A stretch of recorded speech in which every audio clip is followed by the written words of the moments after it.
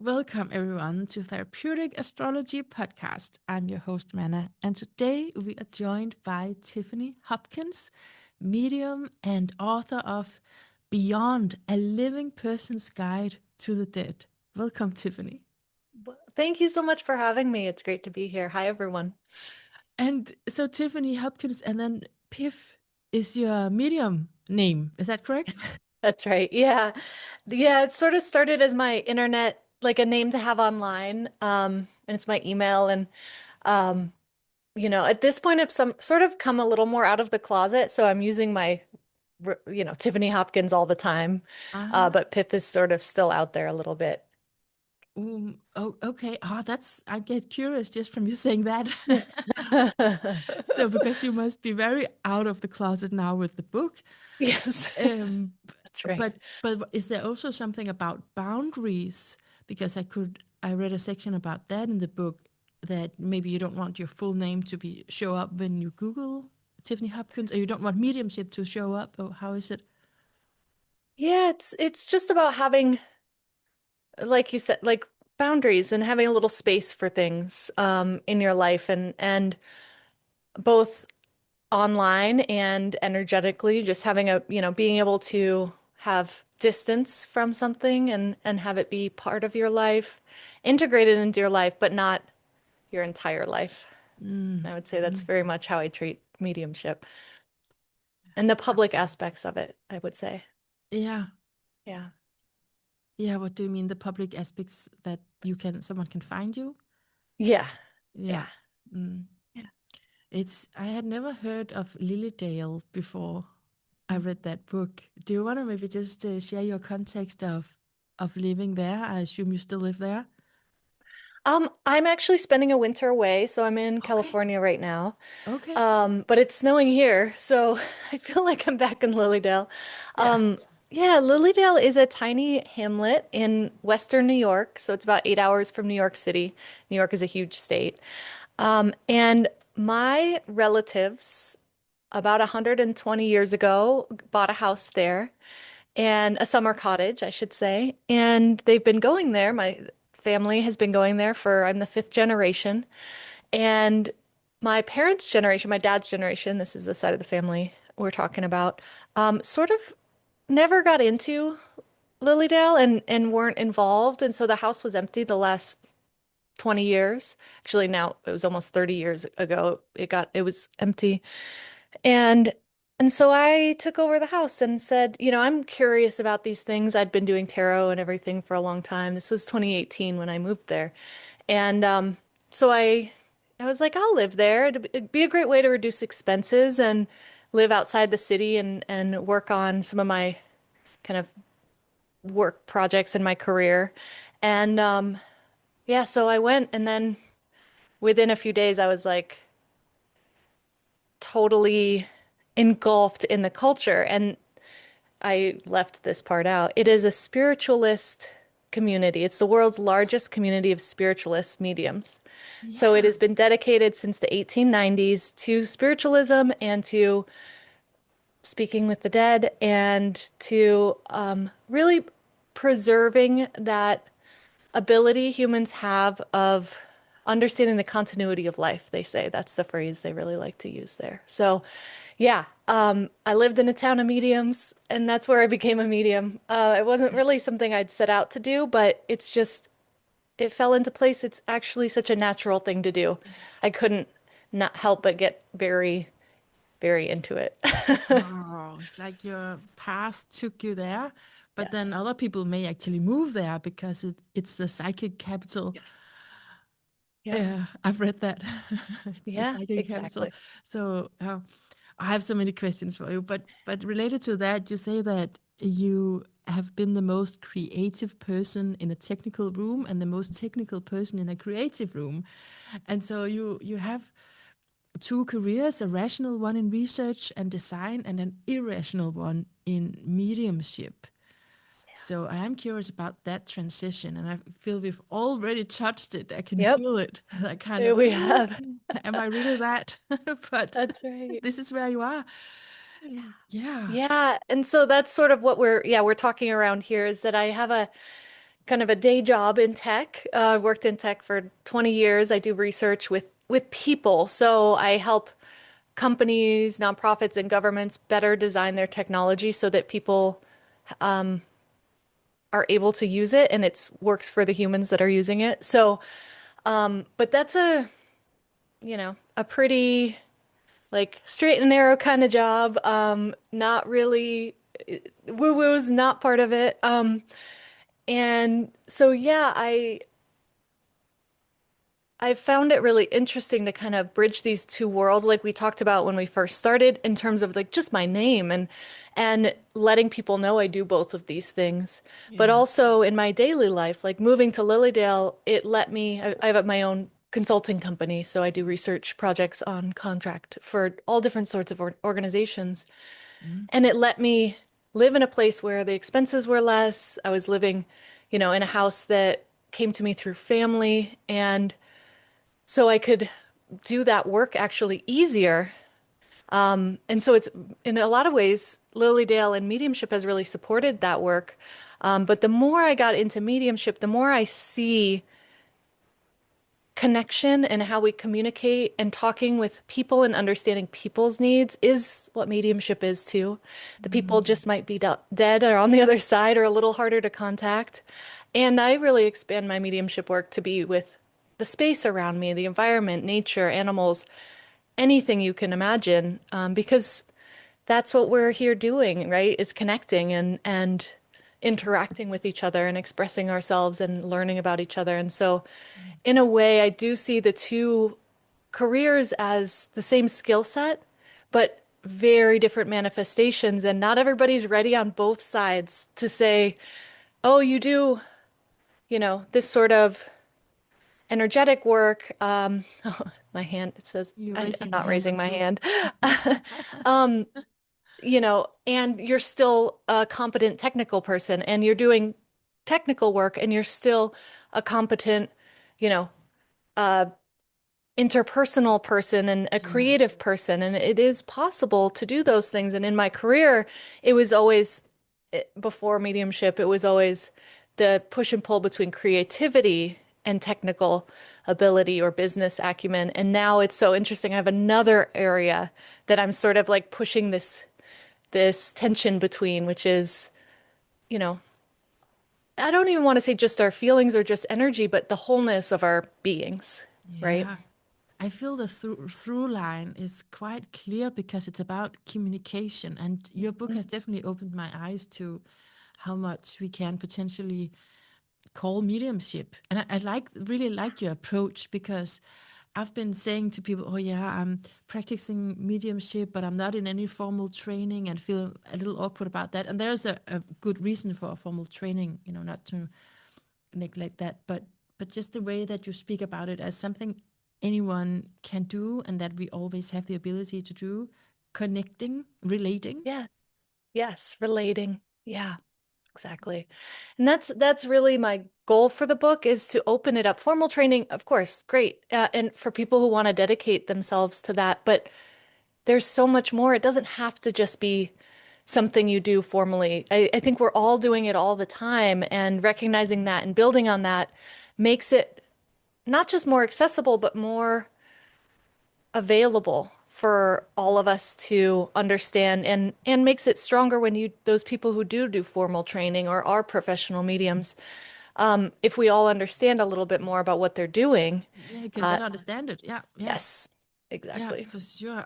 I really love that. I feel it's this is the new time. This is the approach that is needed, and it's not something that I've seen a lot because people are very into the tradition. And I actually do want to speak to you about the tradition because I also appreciate in your book that you take the time to, you know, share about the context.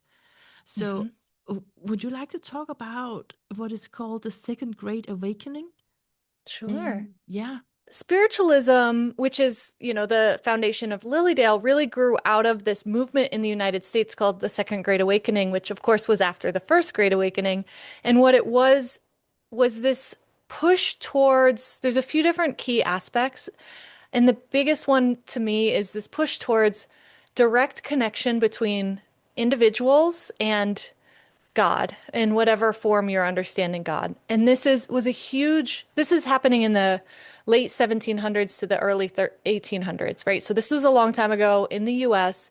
Mhm. And it was really a reaction to, these are mostly Christian folks, Christian, a bunch of different Christian denominations, but that in Christianity, there was always an intermediary at Yeah. that time, right? Mm. You Mm. had to go through somebody from the church who'd been designated as how you contact God.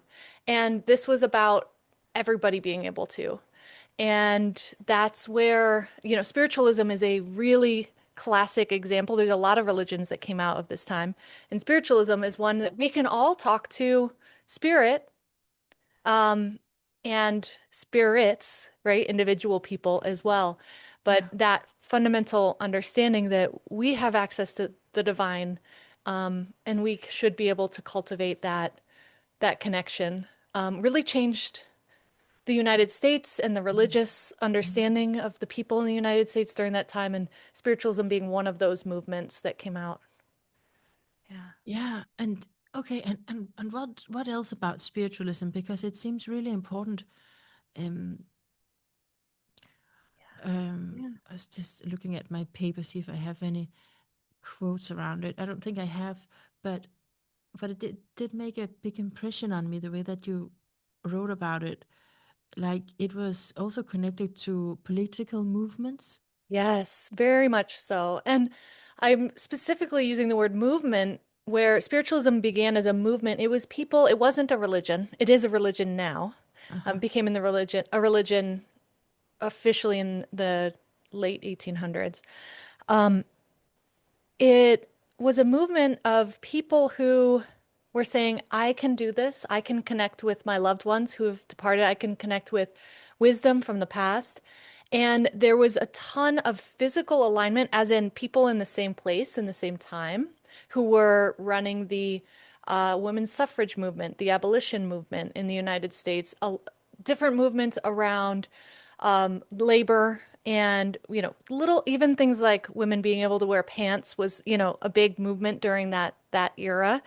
And these people were living in Western New York, Central New York, New York City, the Eastern Seaboard of the US. They were in the same circles. So like socially, they were meeting each other and talking, and they were sharing ideas. And so we see a lot of the same names from some of these big social movements as in spiritualism. And I really think they contributed to each other.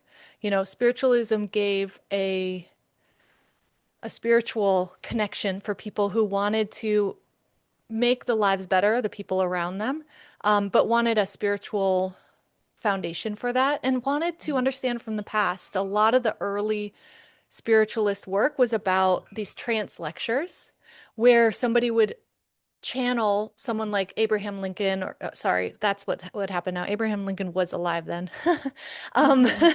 That happened much later. That's what we would do now, but the same sort of leaders or people they wished they had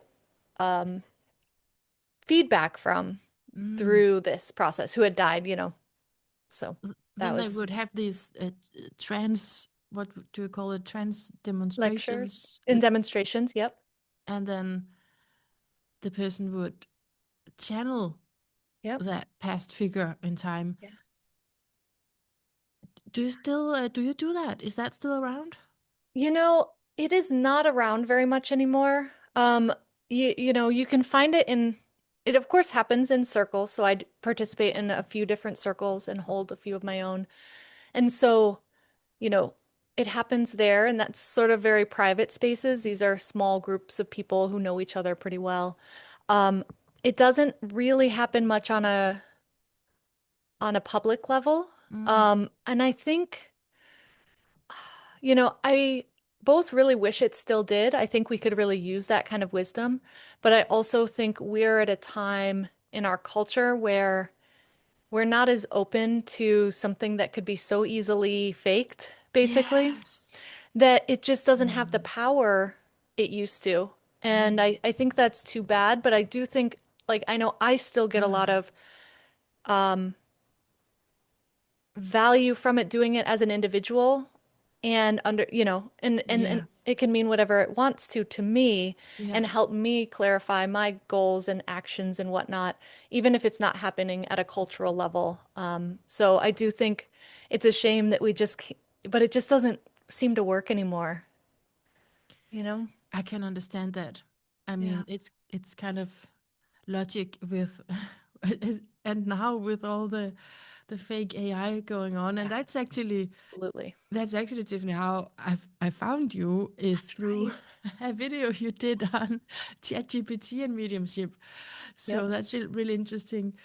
So, but you can understand why we have become disillusioned, and Yep. we would sit there and not know if it's true or not.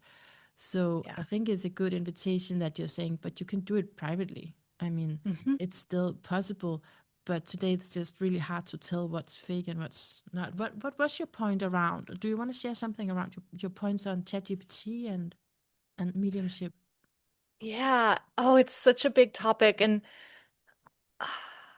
I've been looking to expand. I did one podcast on it. I've been looking to expand my thinking and kind of maybe do a class or something on it because I am seeing so many parallels between what it's like to work as a medium and working with AI and the amount of self discernment you need to be using at all times. When you're a Ah, medium, you have to be able to discern where the information is coming from and use your own judgment on what to share and what you think is true. With AI, I feel like something happens that's similar with AI that, or with mediumship, is people say, "Oh, AI told me, so it must be right." Right? This is ah, what sometimes happens in mediumship. Well, spirit told me, so it must be right. yeah, We can't do that. I'm sorry. We just, it's there's skills that we need to learn to say this is useful, this is not. I'm going to go forward with this. I'm not going to use this. And figuring out what's right for us and that's a set of skills that I had to hone and mediums have to hone and I think it would be valuable for people to work on with AI, ah, right? excellent. Yeah, yeah, for Yeah. sure. Yeah. And okay, and so how do you feel about that? So when spirit talks to you and you get a message to, how do you discern Mm. whether that's something you should follow or not? I mean, this is in a lot of ways that's the work to figure Yeah. out and I do think it's lifelong and never it never stops changing what Mm, the answer is. But a big part of it for me, I'd say the biggest tool I use at this point is trying to stay connected to the different aspects of my being. And I say that as in my body, my mm, heart, my mind, and my soul. mm, And so I get kind of technical about this because I just want to check is all of these different aspects against each other and say, I'm getting information from my feelings that this is a big deal, but my mind says it isn't, but spirit says it is, like how am I taking these different pieces of information, comparing them and saying, okay, this is how me as a whole person, how I want to move forward, right? mm. And it's still hard and it makes a lot of extra you have to take time and you have to check in and be like, okay, I got a lot of information from spirit on this. How's my body feeling? Right? Like how's my body reacting to this information? And then doing our best to put all that together and say, yeah, I'm going to move forward with this or no, I'm not. Or I'm going to say this to this person or no, I'm not. And it's not perfect. We don't always have time to weigh everything, but this is doing even just brief checks with my body is sort of my baseline tool because I find it's clearer than my mind. If I just go straight to thinking about something, Yeah. you can justify anything in your mind. Yeah. Yeah. Yeah, So, I've tried that. For sure. Can justify anything, find arguments for anything. Oh, I no, I like it as I know it's never nothing is ever perfect, but that's a really good key to check in what aspects of my being are online here, are with me, yeah. are congruent with what picking up. What is real is what we are Mhm. talking about really, and how we Yes. can feel into that ourselves. And I like your own question. as science turns molecules into atoms and particles into quarks, a nagging question remains: is there anything real that cannot be measured? Can something truly exist if it only occurs in our interior experience? Mm. This is a quote from the book. What is your reflections on that, if not an answer? Yeah, and this is sort of my current thinking. How about I'll say this? Because these Yeah, kinds of things we change how we think about them. Um, but to me, our internal experiences are so important and so valid, and it's okay and important or like critical even to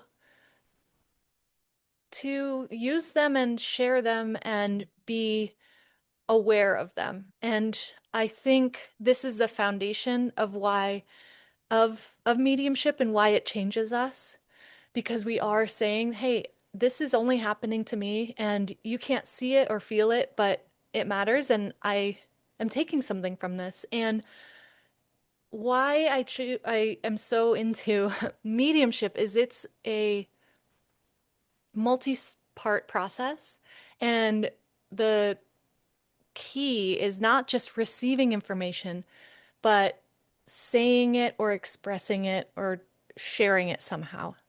Because that's when things become objectively real. If I'm saying it out loud and then we can share the experience and I'm saying or writing or dancing, whatever it is, yeah. whatever I can do to take it from my internal experience and let it out, Mhm. that's what helps make it more objectively real, and shareable. And that is also the foundation of art, right? And this is why I talk so much about art, creativity and mediumship, because that's what art is. We're expressing something that we're experiencing. Yeah. And that is like the second, mediumship on the first half is receiving something from beyond, we can say. And the second Yeah. half is expressing it or sharing it out. And that second half is basically creativity or art as well. And that's the work, isn't it? Isn't that the difficult part sometimes? It is. Yes. Wow. So it's not just picking it up, but really expressing it and sharing it, as I'm hearing you, in an understandable way, something that Yeah. others can receive. Yes. Um, Yes.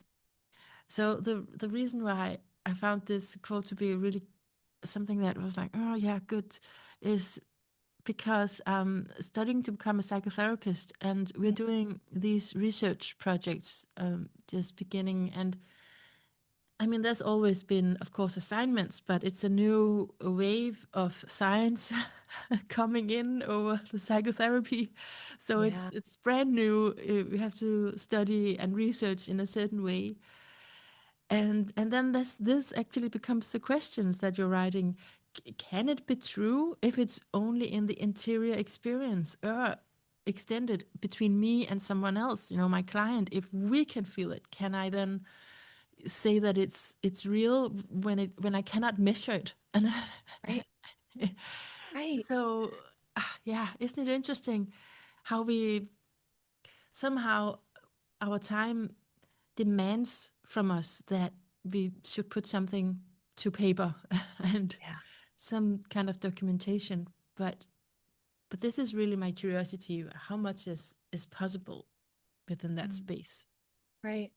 I love that, one of the reasons I was so excited to talk to you is because of your work studying psychotherapy and working to train as a therapist, because this work is a lot of ways, therapy is so needed and so important. When we're just what we talked about a minute ago, if we're taking the time to assess all these different aspects of ourselves, that's a lot. And sometimes we need support. Yeah. And I really think it's valuable for practitioners to have that kind of formal training. We have formal understanding of how to provide this sort of support. And so it can sort of be married. One of the amazing teachers I've learned from is Heidi Light, who has a book called Ethics in Energy Medicine. And she does that. She kind of brings together ethics from therapy and from energy work, to combine them. Uh-huh. And so I think this is really valuable and critical in our field to have this, and just want to speak to that little point you brought up, of sharing between two people and in a therapy session. And anybody who's done much therapy, like as a client, knows that one of the big values is being validated, saying something, this is what's happening to me, and having someone say, I hear you, Yeah. right? Yeah. And we need that for mediumship in a way too. Oh, how do you mean? How so? Because if we leave it all inside, Yeah. it just it gets all mixed up with everything else. We Right. need to express it and hopefully share, not, it doesn't, every single mediumship experience you have doesn't need to be shared necessarily, but the more we talk about it with others, friends, fellow practitioners, just people Right. we can have discussions about it with, the more we get that validation of and if we're doing it with clients, then they are able to say, "Yes, I know exactly what that means. It's Mm. this." And you would Yeah. never know. And that's how you Mm. calibrate the feeling of the information coming in that's true, is someone says, "Oh yeah, that's my grandmother. She wore that green hat every Sunday to church." And you're like, "Wow, I had no idea what that meant, and now I do." Right? Yeah. Yeah. So that is, and that is the evidence. The evidence is Yes, that evidence. it's Yes. not, I mean, it's harder to put into something repeatable, Mm-hmm. replicable, uh, That's right.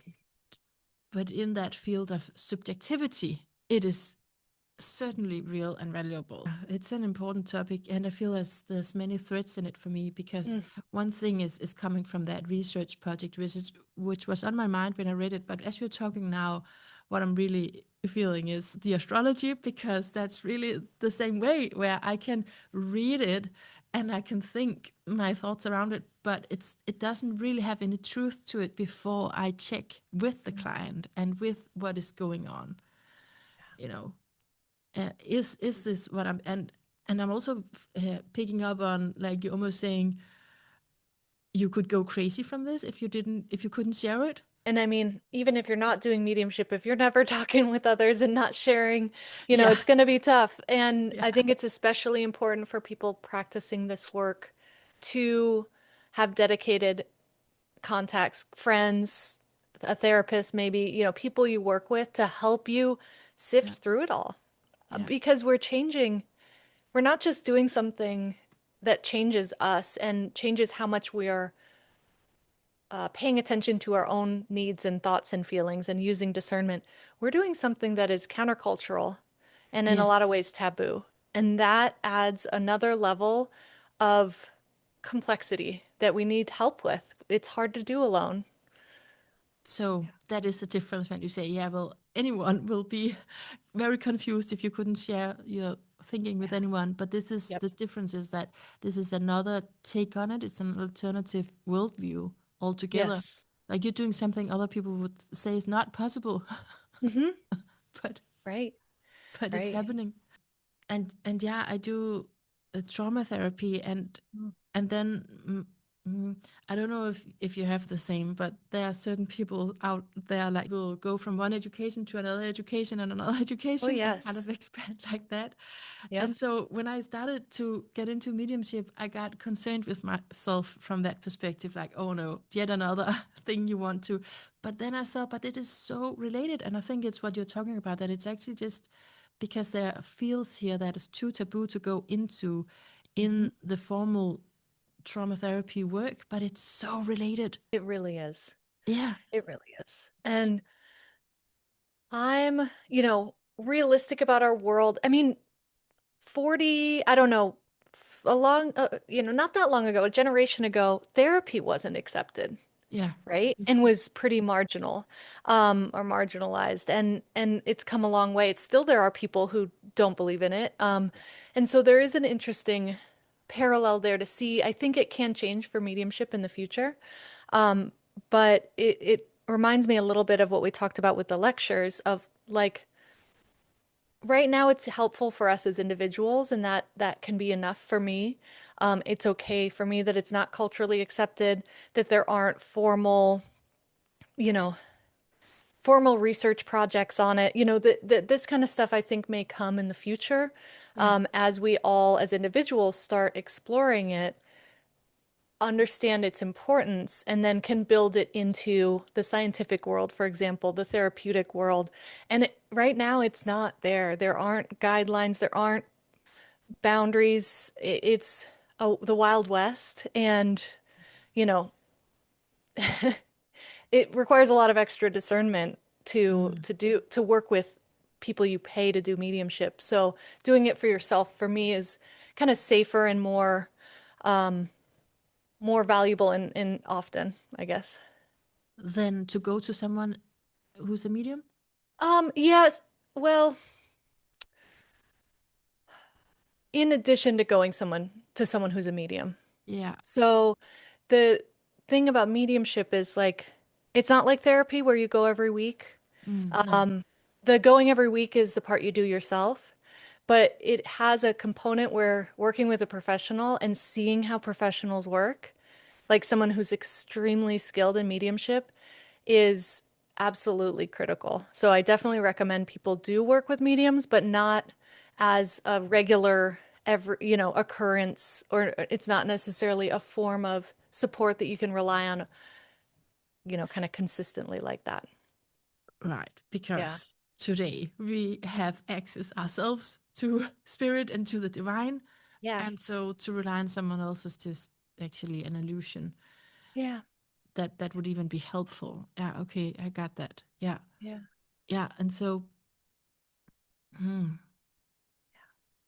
what do you find is interesting around the therapeutic realm? Um, Mm. what interests you with that? Yeah. Well, I could say my mom's a therapist, so Okay, okay. and she became one after I graduated from high school, so she had a second career that she went back to do. So it's I would say there's a bit of the just an innate like curiosity and interest and personality type that's into deep connection with people, Yes. and a real focus on healing. Yeah. And I've just found therapy really important in my life. And I've also done enough mediumship sessions to know that most people who come to a medium are in a transition point or in a crisis moment or Yeah. need help. And not everyone. Some people come because they want to expand options and understand more about themselves, but that Sure. too is kind of a therapeutic context. Like mediumship is inherently healing and care work. And so I've found I've really needed to learn from therapy, therapists, counseling. Like it's been figured out like how to structure a session, how to support somebody, how to manage grief. I mean, I'm not saying there's one answer and we're like can check a box, but I don't need to do that alone and reinvent the wheel. And so I think a lot of us doing this kind of work really benefit from training in, counseling therapy. One of these models, grief counseling, especially if you're doing mediumship, Right. people are grieving Yeah. and it's emotionally intense to connect with loved ones who have died. So it really helps to have those tools in your pocket to know what to say and to know how to support them and make sure people are safe and have what they need. One of the, one of the things with my clients is if they're going through a really big loss, I do check that they're working with a grief counselor or a therapist Okay. Okay.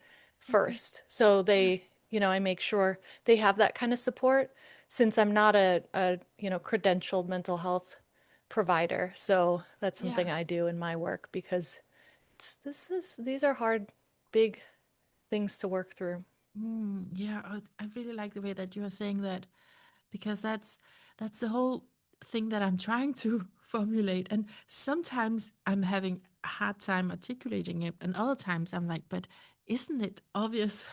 Do you Yeah. know that feeling? But it's so obvious. I don't even have to say it. But it is that this field of therapy has to be related to ancient practices and mediumship included because it is that same holy space of healing and feeling into whatever is relevant to the other person, which is not just Right. what they're saying. Obviously, I think any therapist will agree on that. It's not just what the client is saying. So, what is it? Right. It's a number of signals and a lot of information and a lot of the information, I'm not sure we can even say where it comes from. Right. Absolutely. This was a big revelation for me, um, because when I first started doing mediumship, I kind of just got this feeling like if I'm doing mediumship, the communication is from a spirit.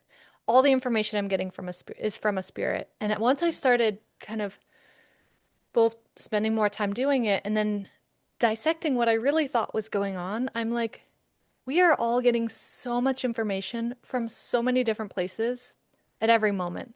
And I studied neuroscience in my undergraduate education, so I had an understanding already of like what the brain is doing with all the information we're getting. And so putting those two things together, I think it's really important we remember whether we're doing mediumship or anything else, we are being flooded with information, and we may feel like something is coming from uh, one place, and that's useful information to have, but we can't totally tease everything out and know this one feeling or this one piece of information is from this one little place, right? Mm.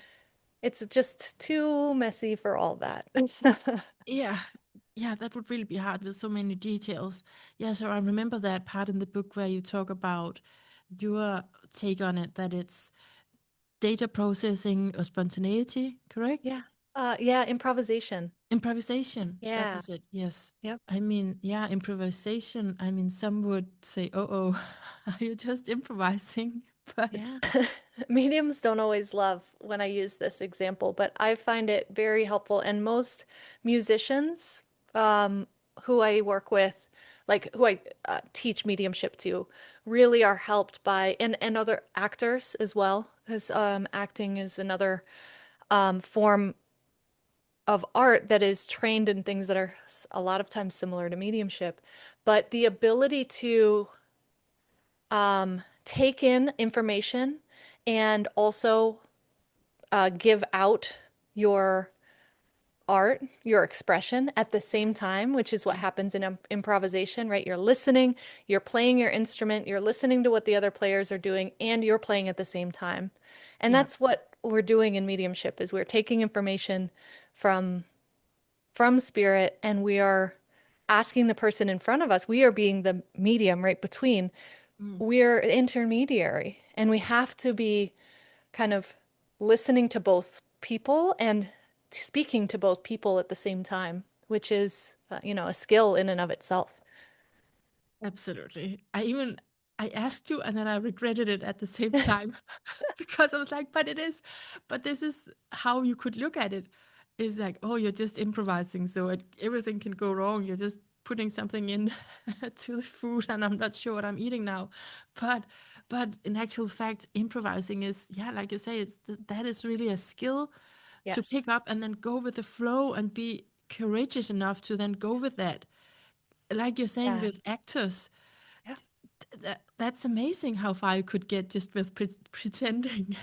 But it's not just pretending, it's also following something, right? It is. That's right. We're not totally on our own here. We're following Yeah. something, and that's the challenge is can you bring in information and integrate that and not just free for all, right? We Yeah. want to, the improvisational musician has to listen to everybody else and know enough about what they're doing to add to it, Mm, right? mm. Yeah, it's Ah, definitely a skill. yes. Okay, Tiffany, I want to just look at my list here because I have a few Oh more yeah. things I wanted to get into with you. Um, so you say that it isn't always so practical. Mm. Um, and you have an example around a barking dog. You can decide if you want to share that.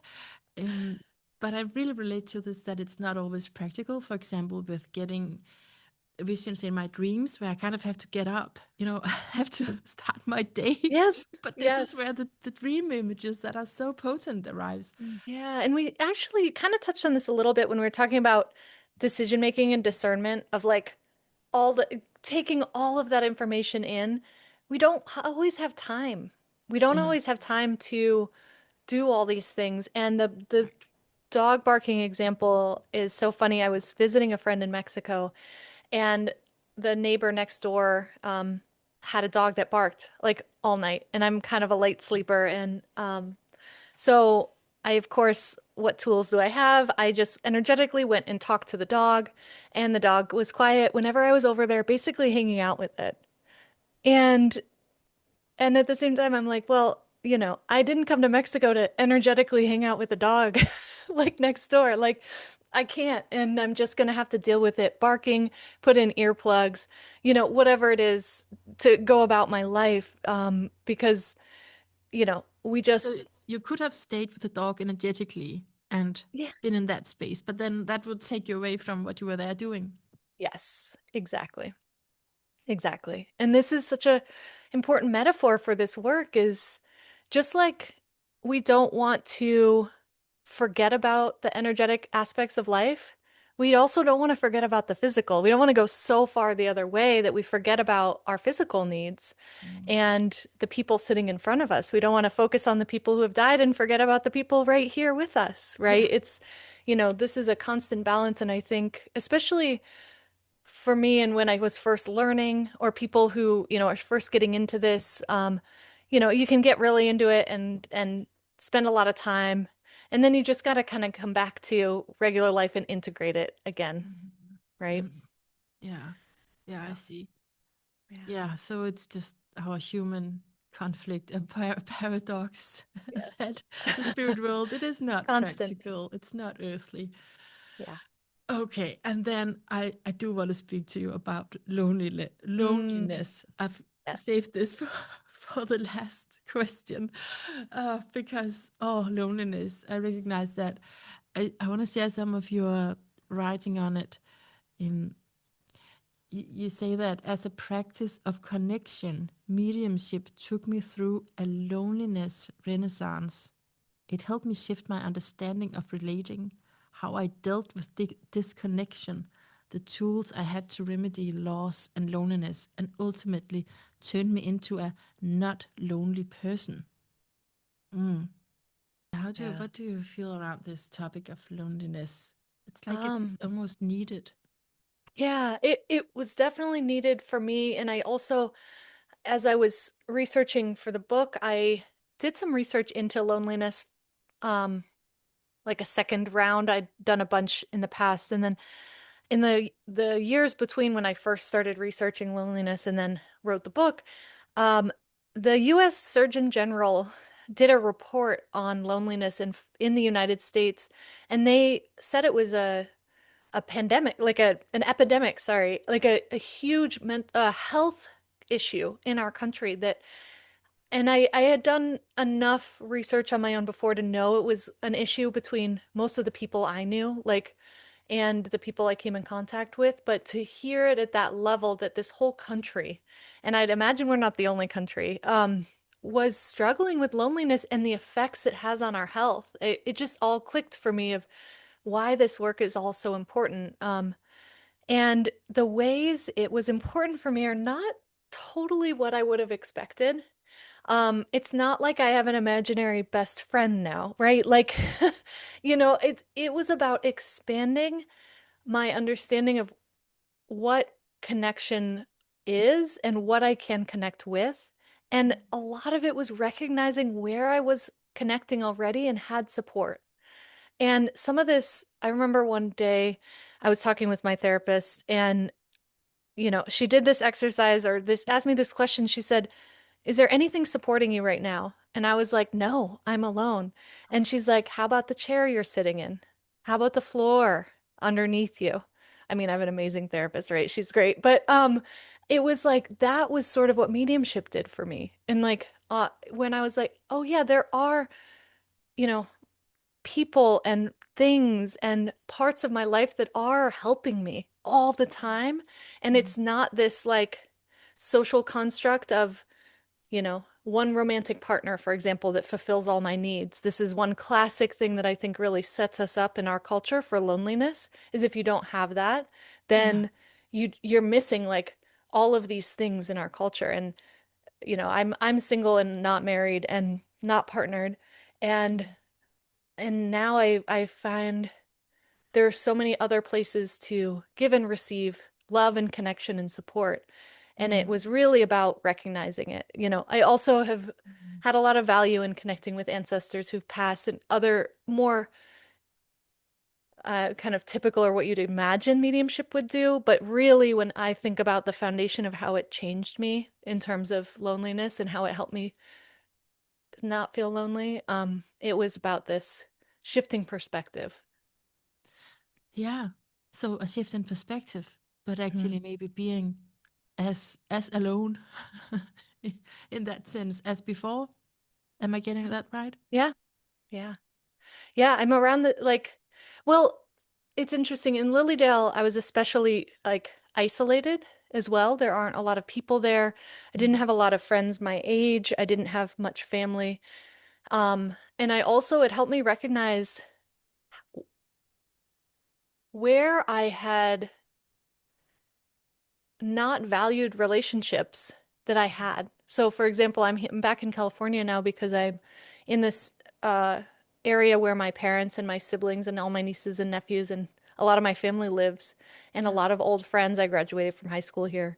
And by placing myself back in this location, I have all these additional people in my life. And people that I guess in a lot of ways I had taken for granted and not sort of weighed the benefit and the cost of living where I was living, which was really helpful for my spiritual growth. And, it cost me a lot less to live there. There are like other things that I was weighing, but here I have these important people. And again, it's not that one romantic partner. It's not a single best friend. It's not these things in our culture we're kind of expected to have, but Mm. it is so valuable and it changes my everyday life.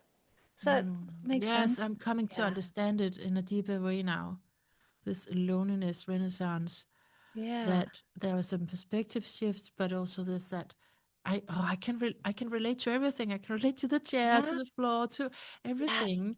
And then when you go back to where you have connections and relationships, then that becomes even greater because of that internal Right. shift. Yeah. That's right. Ah, Yeah. this is actually a good place to talk about your astrology, Tiffany. Oh, yes. I'm so curious. Oh, are you ready for that? Oh, Yeah.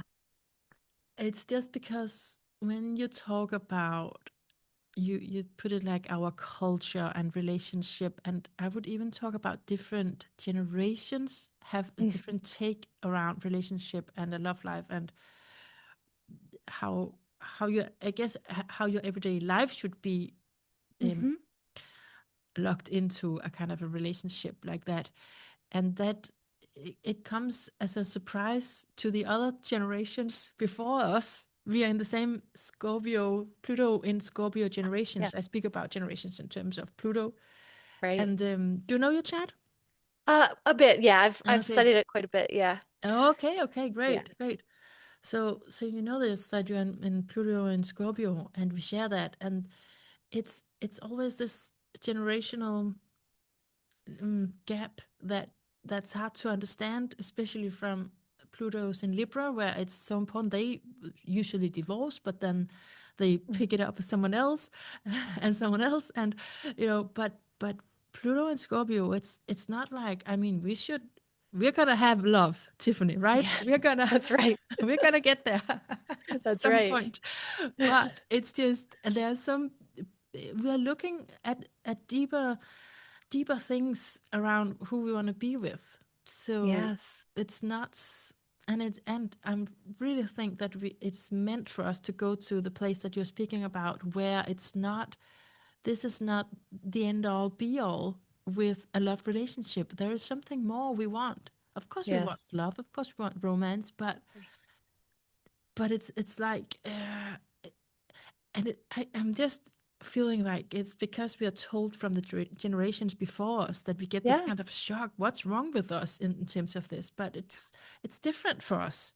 Mhm. It Yeah, is. does have to I do with, yeah, totally understand. And I feel like you're articulating what I was also kind of trying to get at and it's really interesting. I do feel like now that you say it, our whole generation is grappling with this. yeah. And we have been told a certain thing, and we're having to make that decision for ourselves, like, you know, is that right for me? And how do I navigate the fact that that isn't what I have, or that isn't what's going on right now? And that, I Yeah, live differently. exactly. And what I'm also getting now, you'd say that it's also that then the experiences that we will get with relationship in this, I'm talking about a whole generation here, 10, 11 years, um, that the relationship experiences will be really difficult because it's Pluto in its own sign. So it's going to take you to the greatest pain.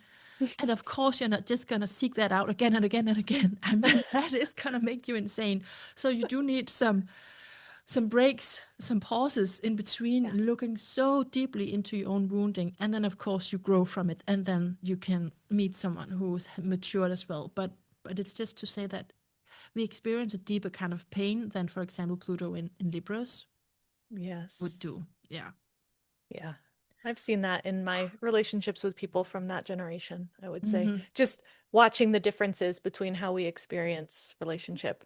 Yeah. Different Yeah. dynamics. Yeah. Yes. Yeah. See, even so, as I'm talking like this, I'm also getting chills. I feel that astrology is also related to mediumship, Absolutely. right? Yeah. Absolutely. Yeah. I agree. Agree. But what I saw at your chat just initially without this context is just that there's a lot going on. We are talking right on the eclipse.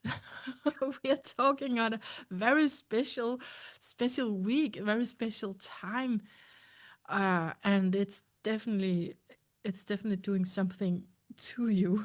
I I really want feel to say that. like it's coming to you in a very personal way. So I think that's maybe what you're talking about with what you're looking into right now. Where am I to stay? And it could be Yes. around, where do I find security? Yeah. Because you actually have Uranus right now is on your north node in Taurus. Do you know that? Oh, I did not know that was happening right now. Yeah. That makes sense. Yeah. Yeah. Wow. So upgrading, reinventing your sense of security. And of course, with the North Node, it's a big deal because it's like, where are you going in this life, right? Right. Yeah. Yeah. Mm. Definitely what I'm trying to figure out, I would say. Where you're going in this life. Yeah, It's and a what big one. security means, Yeah. Yeah. right? Yeah. I talked a little bit about shifting from like money, financial security has always been really big for me. And like I made a lot of the decisions I've made, especially about living in Lilydale, because I could live there cheaply. And that's not the case here. And I made the decision to come here anyways. And I have a different kind of security. It's different. I have a social, like I have family and close friends, and it's just a different feeling. Yeah. Um, and it's financially, more difficult. Yeah. And, I'm kind of weighing those things and trying to understand what security really means for me. Ah, that makes a lot Right. of sense. I That's mean, right. one part of you is like, oh, I want to go to the cheapest place, and but that's not gonna do it, of course. That's right. Have more needs. Yeah. Mm. Exactly. Okay, Tiffany. So we're about to wrap up. What do you want to say here in the end to the listeners? How are things on the inside for you right now? Mm. This has been a wonderful conversation. Thank you so much for your deep and meaningful questions. And I just love how I know you found me through the podcast, but then you read the book, and I just feel like you really got it. When you write something like that, you're especially about this kind of topic, you just don't know if people are going to get it. And hearing your questions and talking about it with you, I feel very much, a kindred spirit there with you. So I'm just so grateful that you reached out and that we can have this conversation and share it with your people. Mm, So I hope that this can be maybe we'll continue the conversation going forward, and I'd be happy to hear from your people. And I hope other people check out the book too. yes, amazing. Yeah, yeah. I will join you in every part of that. Your book is it's not hard to get. It's really not hard to get, and but it brought my attention to a new parts of mediumship. It's like expanding my understanding of it. So I really like that. I really love that. And then bringing the whole spiritualism context in. I mean, that's so valuable. That's so valuable, especially in a time where we just, sometimes can pick and choose with these things. And Hmm. so this book is providing context for this practice. So Yeah. yeah, anyway, just Thank you. thank you so much, Tiffany. And I'm definitely with you on continuing the conversation. Wonderful.